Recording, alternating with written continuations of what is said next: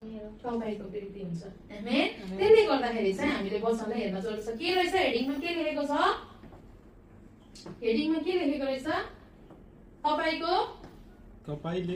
तपाईले आफ्नो सफलता आफ्नो विश्वासमा हुने दाजुभाइ दिदीबहिनीहरूलाई सहायता गर्दै हुनुहुन्छ?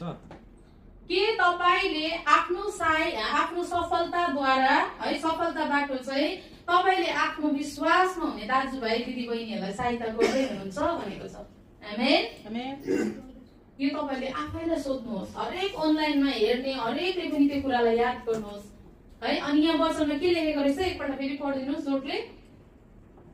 यसकारण मौका पाए अनुसार हामी सबै मानिसहरूको भलाइ गर्दै जाउँ, विशेष गरी तिनीहरूको जो हाम्रो विश्वासका परिवारका हुन्। आमेन। आज कतिचोटि है मलाई मेरो हेल्प गर्ने बानी छ, म धेरै हेल्प गर्छु अनि त्यो नगरी म बस्दिनँ। मेरो यहाँ साथी हुनुहुन्छ, मेरो साथीले पनि कराउँछ, नेपालबाट गुरुआमा बाबु हुनुहुन्छ, गुरुबाले चाहिँ भन्नुहुन्न, गुरुआमाले चाहिँ भन्नुहुन्छ, समटाइम मेरो हस्बेन्डले पनि।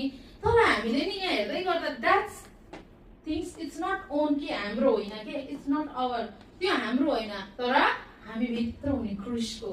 आमेन।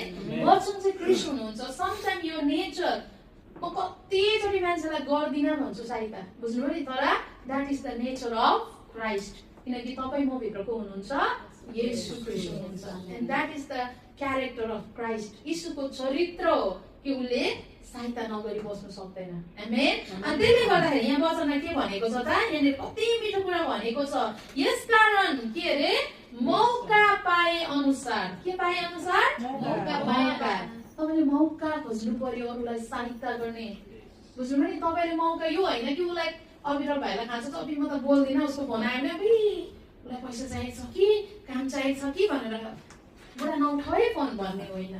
के हो उसले फोन गर्नुहोस् किन भाइ, काम छ कि छैन, काम चाहियो, पैसा छ कि छैन, चाहियो, सहायता चाहियो, के भएको छ तपाईँलाई, ठिक छ, के गर्ने सोचेको छ।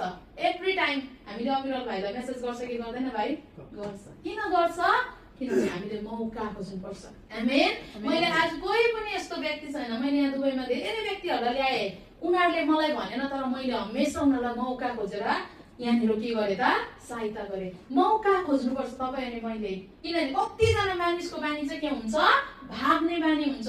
तपाईँको प्रशस्तमा हरेक व्यक्ति तपाईँको साथमा खडा हुन्छ, तर तपाईँको खाँचो अनि अभावमा मान्छे के गर्छ, भाग्छ, तपाईँबाट लुक्छ, तपाईँको फोनलाई इग्नोर गर्छ, तपाईँको मेसेजलाई देखिन भनिदिन्छ, बुझ्नुभयो नि। मेरो फोन अफ थियो भन्छ,